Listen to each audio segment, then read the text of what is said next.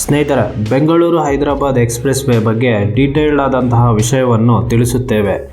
Video ಶುರು ಮಾಡೋ ಮುನ್ನ ನೀವಿನ್ನೂ ನಮ್ಮ ಚಾನಲ್ಗೆ ಹೊಸಬರಾಗಿದ್ದರೆ ಸಬ್ಸ್ಕ್ರೈಬ್ ಮಾಡಿ ಮತ್ತು ಪಕ್ಕದಲ್ಲಿರುವ ಬೆಲ್ ಐಕಾನ್ ಅನ್ನು ಒತ್ತಿ. ಕೇಂದ್ರ ಸರ್ಕಾರವು master plan for national highways vision 2047 ಅಡಿಯಲ್ಲಿ ಸಸ್ಟೈನಬಲ್, ಎಫಿಷಿಯೆಂಟ್ ಮತ್ತು ಸೇಫೆಸ್ಟ್ ರೋಡ್ಗಳನ್ನು 2047ರ ವೇಳೆಗೆ ಡೆವಲಪ್ಮೆಂಟ್ ಮಾಡುವ ಗುರಿಯನ್ನು ಹೊಂದಿದೆ. ಈ ವಿಷನ್ ಅನ್ನು ಅಮೃತ್ ಕಾಲ್ ಎಂಬ ಹೆಸರಿನಲ್ಲಿ ಮುಂದಿನ 25 ವರ್ಷಗಳಲ್ಲಿ ರಾಷ್ಟ್ರದ ಅಭಿವೃದ್ಧಿಯನ್ನು ಗಮನದಲ್ಲಿಟ್ಟುಕೊಂಡು ಹಲವಾರು ಯೋಜನೆಗಳನ್ನು ರೂಪಿಸಿಕೊಳ್ಳಲಾಗಿದೆ. ಈ ಯೋಜನೆಯ ಭಾಗವಾಗಿ ಯಾವುದೇ ಸ್ಥಳದಿಂದ 100ರಿಂದ 125 ಕಿಲೋಮೀಟರ್ ವ್ಯಾಪ್ತಿಯಲ್ಲಿ ಎಕ್ಸ್‌ಪ್ರೆಸ್ ವೇಗಳನ್ನು ನಿರ್ಮಾಣ ಮಾಡಲಾಗುತ್ತದೆ. ಇದರಿಂದ ಟ್ರಾವೆಲ್ ಸ್ಪೀಡ್ ಇಂಪ್ರೂವ್ ಆಗುವುದರ ಜೊತೆಗೆ ದಕ್ಷತೆ ಸುಧಾರಿಸುತ್ತದೆ. ಅಂದಾಜು 20 ಟ್ರಿಲಿಯನ್ ಹೂಡಿಕೆಯನ್ನು ಒಳಗೊಂಡಿರುವ ವಿಷನ್ 2047 ಮುಂದಿನ 15 ವರ್ಷಗಳಲ್ಲಿ 75,000 ಕಿಲೋಮೀಟರ್ ಹೆದ್ದಾರಿಗಳ ನಿರ್ಮಾಣವನ್ನು ಮಾಡಲಾಗುತ್ತದೆ. ಇದರಲ್ಲಿ 50,000 ಕಿಲೋಮೀಟರ್ ರಸ್ತೆಗಳು ಆಕ್ಸೆಸ್ ಕಂಟ್ರೋಲ್ಡ್ ಹೈವೇಗಳು ಮತ್ತು ಎಕ್ಸ್‌ಪ್ರೆಸ್ ವೇಗಳಾಗಿರುತ್ತವೆ. ಪ್ರಸ್ತುತ ಸುಮಾರು 4,000 ಕಿಲೋಮೀಟರ್ಗಳ ಹೈವೇಗಳು ಮಾತ್ರ ಪೂರ್ಣಗೊಂಡಿದೆ.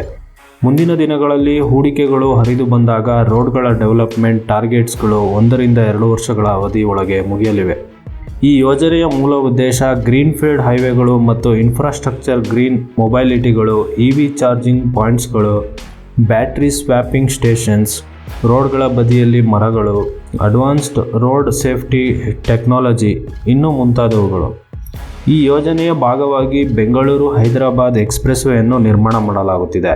ಸುಮಾರು 508 ಕಿಲೋಮೀಟರ್ಗಳ ಉದ್ದದ ಎಕ್ಸ್‌ಪ್ರೆಸ್ ವೇ ಇದಾಗಿದೆ. ಈ ಎಕ್ಸ್‌ಪ್ರೆಸ್ ವೇಯನ್ನು ಆಲ್ರೆಡಿ ಎಕ್ಸಿಸ್ಟೆನ್ಸ್ ಇರುವ ನ್ಯಾಷನಲ್ ಹೈವೇ 44 556 ಕಿಲೋಮೀಟರ್ ಹೈದರಾಬಾದಿಂದ ಕರ್ನಾಟಕ ನಡುವೆ ಇರುವ ರಸ್ತೆಯನ್ನು 12 ಲೇನ್ ಎಕ್ಸ್‌ಪ್ರೆಸ್ ವೇ ಆಗಿ ಅಪ್ಡೇಟ್ ಮಾಡುವುದೇ ಬೆಂಗಳೂರು ಹೈದರಾಬಾದ್ ಎಕ್ಸ್‌ಪ್ರೆಸ್ ವೇಯ ಮೂಲ ಉದ್ದೇಶ. ಈ ಯೋಜನೆಯ ವೆಚ್ಚ ಅಂದಾಜು 35,000 ಕೋಟಿ ರೂಪಾಯಿಗಳು. ಈ ಯೋಜನೆ ಮಹಾರಾಷ್ಟ್ರದ ನಾಗಪುರದಿಂದ ಬೆಂಗಳೂರುವರೆಗೆ ಇದೆ. ಈ ಕಂಪ್ಲೀಟ್ ಯೋಜನೆಯ ರಸ್ತೆ ಉದ್ದ 1,100 ಕಿಲೋಮೀಟರ್ಗಳು. ಕೇಂದ್ರ ಸರ್ಕಾರ ಒಂದೇ ಯೋಜನೆಯ ಅಡಿಯಲ್ಲಿ 4 ರಾಜ್ಯಗಳಿಗೆ ರಸ್ತೆ ಅಭಿವೃದ್ಧಿ ಮಾಡುವ ಟಾರ್ಗೆಟ್ ಮಾಡಿದೆ. ಆದರೆ ಈ ಯೋಜನೆಯ ಒಂದು ಮೇನ್ ಬೆನಿಫಿಟ್ ಏನೆಂದರೆ, ಆಲ್ರೆಡಿ ಇರುವ NH-44 ಇಂಡಿಯಾದ ಲಾಂಗೆಸ್ಟ್ ನ್ಯಾಷನಲ್ ಹೈವೇ 4,112 ಕಿಲೋಮೀಟರ್ ರಸ್ತೆಯ ಒಂದು ಭಾಗವನ್ನು 12 ಲೇನ್ ರೋಡ್ ಆಗಿ ಅಭಿವೃದ್ಧಿಪಡಿಸಲು ಪ್ಲಾನ್ ಮಾಡಿಕೊಳ್ಳಲಾಗಿದೆ. ಈ ಕಂಪ್ಲೀಟ್ ಯೋಜನೆಯನ್ನು 2030ರ ವೇಳೆಗೆ ಕಂಪ್ಲೀಟ್ ಮಾಡೋದಾಗಿ ಭರವಸೆ ನೀಡಲಾಗಿದೆ. DPR ಅಂಡರ್ ಪ್ರೋಸೆಸ್ನಲ್ಲಿದ್ದು ಇನ್ನೇನು ಕೆಲವೇ ತಿಂಗಳಲ್ಲಿ ರೆಡಿ ಆಗಲಿದೆ. ಈ ಯೋಜನೆ greenfield access controlled expressway ಆಗಿದೆ. ನಾಗಪುರದಿಂದ ಹೈದರಾಬಾದ್ವರೆಗೆ 8 ಲೇನ್ ಆಗಿ ಅಪ್ಡೇಟ್ ಮಾಡಲು ಪ್ಲಾನ್ ಮಾಡಲಾಗುತ್ತಿದೆ. ಹೈದರಾಬಾದಿಂದ ಬೆಂಗಳೂರುವರೆಗೆ 12 ಲೇನ್ ಎಕ್ಸ್‌ಪ್ರೆಸ್ ವೇ ಆಗಿ ಅಪ್ಡೇಟ್ ಮಾಡಲಾಗುವುದು.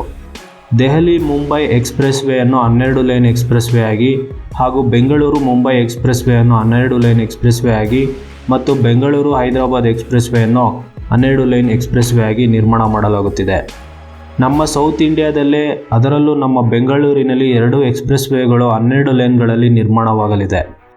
NH-44 ಭಾರತದ ಉತ್ತರ ದಕ್ಷಿಣ ಕಾರಿಡಾರ್ ರಸ್ತೆ ಜಮ್ಮು ಮತ್ತು ಕಾಶ್ಮೀರದಲ್ಲಿ ಬರುವ ಉರಿ ಎಂಬ ನಗರದಿಂದ ಪ್ರಾರಂಭವಾದರೆ ತಮಿಳುನಾಡಿನ ಕನ್ಯಾಕುಮಾರಿವರೆಗೂ 4 ಲೇನ್ ರಸ್ತೆ ಆಲ್ರೆಡಿ ಎಕ್ಸಿಸ್ಟೆನ್ಸ್ ಇದೆ. ಈ NH-44 ಬರೋಬ್ಬರಿ 11 ರಾಜ್ಯಗಳ ಮೂಲಕ ಹಾದು ಹೋಗುತ್ತದೆ. ಈಗ ನಾವು ಹೇಳುತ್ತಿರುವ ನಾಗಪುರದಿಂದ ನೋಡಿದರೆ ಮಹಾರಾಷ್ಟ್ರದಲ್ಲಿ 260 ಕಿಲೋಮೀಟರ್ ರಸ್ತೆ ಮತ್ತು ತೆಲಂಗಾಣದಲ್ಲಿ 533 ಕಿಲೋಮೀಟರ್ ರಸ್ತೆ, ಆಂಧ್ರ ಪ್ರದೇಶದಲ್ಲಿ 260 ಕಿಲೋಮೀಟರ್ ರಸ್ತೆ, ಕರ್ನಾಟಕದಲ್ಲಿ 135 ಕಿಲೋಮೀಟರ್ ರಸ್ತೆ ಇದೆ. ಈ 4 ರಾಜ್ಯಗಳಲ್ಲಿ ಇರುವ NH-44 ರಸ್ತೆಗಳ ಒಟ್ಟು ಉದ್ದ 1,188 ಕಿಲೋಮೀಟರ್. ಇದೇ ರಸ್ತೆಯನ್ನು 1,100 ಕಿಲೋಮೀಟರ್ ರಸ್ತೆಯಾಗಿ ಅಭಿವೃದ್ಧಿಪಡಿಸಲಾಗುತ್ತಿದೆ. ಬೆಂಗಳೂರು ಹೈದರಾಬಾದ್ ಎಕ್ಸ್‌ಪ್ರೆಸ್ ವೇ ಪ್ರಾಜೆಕ್ಟನ್ನು ಅನೌನ್ಸ್ ಮಾಡಿರುವ ಮೂಲ ಉದ್ದೇಶ ಏನೆಂಬುದನ್ನು ನೋಡೋದಾದರೆ, ಫ್ಯೂಚರ್ನಲ್ಲಿ ಟ್ರಾಫಿಕ್ ಸಮಸ್ಯೆ ಜಾಸ್ತಿಯಾಗುವ ಸಾಧ್ಯತೆ ಹೆಚ್ಚಿದೆ ಮತ್ತು ಪ್ರಸ್ತುತ 4 ಲೇನ್ ರೋಡ್ನಲ್ಲಿ ವಾಹನ ಸಂಚಾರ ದಟ್ಟಣೆಯನ್ನು ನಿಭಾಯಿಸುವುದು ಮುಂದಿನ ದಿನಗಳಲ್ಲಿ ಕಷ್ಟ ಸಾಧ್ಯ. ಅದರಲ್ಲೂ ಬೆಂಗಳೂರು, ಹೈದರಾಬಾದ್ ಮತ್ತು ನಾಗಪುರ ನಗರಗಳು ಬೆಳೆಯುತ್ತಿರುವ ನಗರಗಳ ಪಟ್ಟಿಯಲ್ಲಿ ಮುಂಚೂಣಿಯಲ್ಲಿವೆ. ಈ ಅಂಶಗಳನ್ನು ಗಮನದಲ್ಲಿಟ್ಟುಕೊಂಡು ministry of road transport and highways ಅವರು ಎಕ್ಸ್‌ಪ್ರೆಸ್ ವೇ ನಿರ್ಮಾಣ ಮಾಡಲು ಮುಂದಾಗಿದ್ದಾರೆ. 2017ರಲ್ಲಿ ಬೆಂಗಳೂರು ಹೈದರಾಬಾದ್ ಎಕ್ಸ್‌ಪ್ರೆಸ್ ವೇ ನಿರ್ಮಾಣ ಮಾಡಲು ಯೋಜಿಸಲಾಗಿತ್ತು. ಪ್ರಾರಂಭದಲ್ಲಿ 4 ಲೇನ್ ಇರುವ ರಸ್ತೆಯನ್ನು 6 ಲೇನ್ ರಸ್ತೆಯಾಗಿ ಅಭಿವೃದ್ಧಿಪಡಿಸಲು 2022ರಲ್ಲಿ DPR ರಚನೆಯಾಗಿತ್ತು. ಆದರೆ ಕೇಂದ್ರ ಸರ್ಕಾರ ಪ್ರಸ್ತುತ ಇರುವ ಟ್ರಾಫಿಕ್ ಸಮಸ್ಯೆಯನ್ನು ಗಮನದಲ್ಲಿಟ್ಟುಕೊಂಡು 12 ಲೇನ್ ಎಕ್ಸ್‌ಪ್ರೆಸ್ ವೇ ಆಗಿ ಅಭಿವೃದ್ಧಿಪಡಿಸಲು ಯೋಜನೆ ರೂಪಿಸುತ್ತಿದೆ. ಪ್ರಸ್ತುತ ನಾಗಪುರದಿಂದ ಬೆಂಗಳೂರಿಗೆ 4 ಲೇನ್ ರಸ್ತೆಯಲ್ಲಿ ಟ್ರಾವೆಲ್ ಮಾಡಲು 23 ರಿಂದ 24 ಗಂಟೆಗಳ ಸಮಯ ತೆಗೆದುಕೊಳ್ಳುತ್ತಿದೆ. ಮುಂದಿನ ದಿನಗಳಲ್ಲಿ ಈ ಸಮಯ ಗಣನೀಯವಾಗಿ ಕಡಿಮೆಯಾಗುತ್ತದೆ.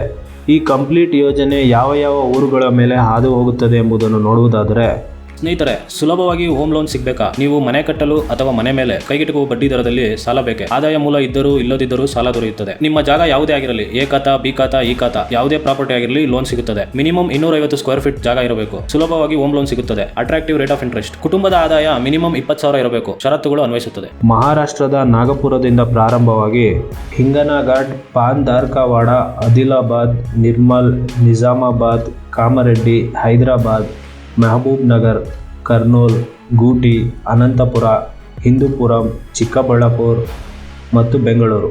ಈ ಯೋಜನೆಯಿಂದ 4 ರಾಜ್ಯಗಳಿಗೆ ಆಗುವ ಬೆನಿಫಿಟ್ ಏನೆಂಬುದನ್ನು ನೋಡುವುದಾದರೆ, ಮೊದಲಿಗೆ Bengaluru economic indicators GDP contribution ಭಾರತಕ್ಕೆ 110 ಬಿಲಿಯನ್ ಕೊಡುಗೆಯನ್ನು ನೀಡುತ್ತೆ. ಪರ್ ಕ್ಯಾಪಿಟಲ್ ಇನ್ಕಮ್ ಇಡೀ ಇಂಡಿಯಾದಲ್ಲೇ ಅತಿ ಹೆಚ್ಚು. ಸ್ಟಾರ್ಟ್ಅಪ್ಗಳಿಗೆ ನಮ್ಮ ಬೆಂಗಳೂರು ಫೇಮಸ್ ಮತ್ತು ಕ್ವಾಲಿಟಿ ಆಫ್ ಲೈಫ್ ಲೀಡ್ ಮಾಡಲು ನಮ್ಮ ಬೆಂಗಳೂರು ಹೆಸರುವಾಸಿ. ಎರಡನೆಯದಾಗಿ Hyderabad economic indicators GDP contribution ಭಾರತಕ್ಕೆ 74 ಬಿಲಿಯನ್ ಕೊಡುಗೆಯನ್ನು ನೀಡುತ್ತೆ. ಪರ್ ಕ್ಯಾಪಿಟಲ್ ಇನ್ಕಮ್ ಇಡೀ ಇಂಡಿಯಾದಲ್ಲೇ ಹೆಚ್ಚು. ಮೂರನೆಯದಾಗಿ Maharashtra economic indicators GDP contribution ಭಾರತಕ್ಕೆ ಇಡೀ ಇಂಡಿಯಾದಲ್ಲೇ 14 ರಿಂದ 15% GDP ಕೊಡುಗೆಯನ್ನು ನೀಡುತ್ತದೆ. ಪರ್ ಕ್ಯಾಪಿಟಲ್ ಇನ್ಕಮ್ ಇಂಡಸ್ಟ್ರಿಯಲೈಸೇಷನ್ ಮತ್ತು ಎಕನಾಮಿಕ್ ಡೆವಲಪ್ಮೆಂಟ್ನಿಂದ ಬರುತ್ತೆ. ಇಡೀ ಇಂಡಿಯಾದಲ್ಲೇ ಈ ರಾಜ್ಯಗಳು ದೇಶದ ಆರ್ಥಿಕತೆಗೆ ಬಹುದೊಡ್ಡ ಕೊಡುಗೆಯನ್ನು ನೀಡುತ್ತದೆ. ಈ 3 ರಾಜ್ಯಗಳಲ್ಲಿ ಮ್ಯಾನುಫ್ಯಾಕ್ಚರಿಂಗ್ ಮತ್ತು ಇಂಡಸ್ಟ್ರಿಯಲ್ ಯೂನಿಟ್ಗಳಿಂದ ದೇಶದ ಆರ್ಥಿಕತೆಗೆ ಬಹುದೊಡ್ಡ ಪಾಲು ಕೊಡುಗೆಯನ್ನು ನೀಡುತ್ತವೆ. ನಾಗಪುರದಲ್ಲಿ ಲಾಜಿಸ್ಟಿಕ್ಸ್ ಮತ್ತು ವೇರ್ಹೌಸ್ ಹಬ್ಗಳಿವೆ. ಇಲ್ಲಿಂದ ಗೂಡ್ಸ್ ಮೂವ್ಮೆಂಟ್ ಇಡೀ ಇಂಡಿಯಾದ ಮೂಲೆ ಮೂಲೆಗೆ ತಲುಪುತ್ತದೆ. ಅದರಲ್ಲೂ ಸೌತ್ ಇಂಡಿಯಾದಲ್ಲೇ ಜಾಸ್ತಿ ಪ್ರಯಾಣಗಳು ಇರುತ್ತವೆ. ಹಾಗಾಗಿ ಈ ಎಕ್ಸ್‌ಪ್ರೆಸ್ ವೇ ಗೇಮ್ ಚೇಂಜರ್ ಆಗಿ ಉಪಯೋಗವಾಗಲಿದೆ. ಈ ಎಕ್ಸ್‌ಪ್ರೆಸ್ ವೇಯಿಂದಾಗಿ 4 ರಾಜ್ಯಗಳ ನಡುವಿನ ಪ್ರಯಾಣದ ಸಮಯವನ್ನು ಎಫೆಕ್ಟಿವ್ ಆಗಿ ಕಡಿಮೆ ಮಾಡಬಹುದು. 120 ಕಿಲೋಮೀಟರ್ ಸ್ಪೀಡ್ನಲ್ಲಿ ಓಡಾಡುವ ಹಾಗೆ ರೋಡ್ಗಳನ್ನು ಡಿಸೈನ್ ಮಾಡುವುದರಿಂದ ಕೆಲವೇ ಗಂಟೆಗಳಲ್ಲಿ ಒಂದು ಸ್ಥಳದಿಂದ ಇನ್ನೊಂದು ಸ್ಥಳಕ್ಕೆ ರೀಚ್ ಆಗಬಹುದು. ಕೇಂದ್ರ ಸರ್ಕಾರ ಈ ಯೋಜನೆಯನ್ನು ಕೈಗೆತ್ತಿಕೊಂಡಿರುವುದರಿಂದ ರೋಡ್ಗಳ ನಿರ್ಮಾಣ ವಿಷಯದಲ್ಲಿ ಯಾವುದೇ ಕಾಂಪ್ರಮೈಸ್ ಇಲ್ಲದೆ ಟಾಪ್ ಕ್ಲಾಸ್ ಆಗಿ ರೋಡ್ಗಳನ್ನು ನಿರ್ಮಿಸಿ ಉತ್ತಮ ಸಂಪರ್ಕ ಸೇತುವೆಯನ್ನು ಸಾರ್ವಜನಿಕರಿಗೆ ಕಲ್ಪಿಸುತ್ತದೆ. ನಾಗಪುರವನ್ನು ಲಾಜಿಸ್ಟಿಕ್ಸ್ಗಳ ಹಾಟ್ಸ್ಪಾಟ್ ಎಂದು ಕರೆಯಲಾಗುತ್ತೆ. ಮಲ್ಟಿ ಮಾಡೆಲ್ ಇಂಟರ್ನ್ಯಾಷನಲ್ ಕಾರ್ಗೋ ಹಬ್ಗಳು ಬೀಡುಬಿಟ್ಟಿವೆ. ಸ್ಪೆಷಲ್ ಎಕನಾಮಿಕ್ ಝೋನ್ಗಳು ಅದಾಗಲೇ ಅಸ್ತಿತ್ವದಲ್ಲಿವೆ. IT ಕಂಪನಿಗಳಾದ TCS, ಇನ್ಫೋಸಿಸ್ ಮತ್ತು HCLಗಳು ನಾಗಪುರದಲ್ಲಿ ಇವೆ.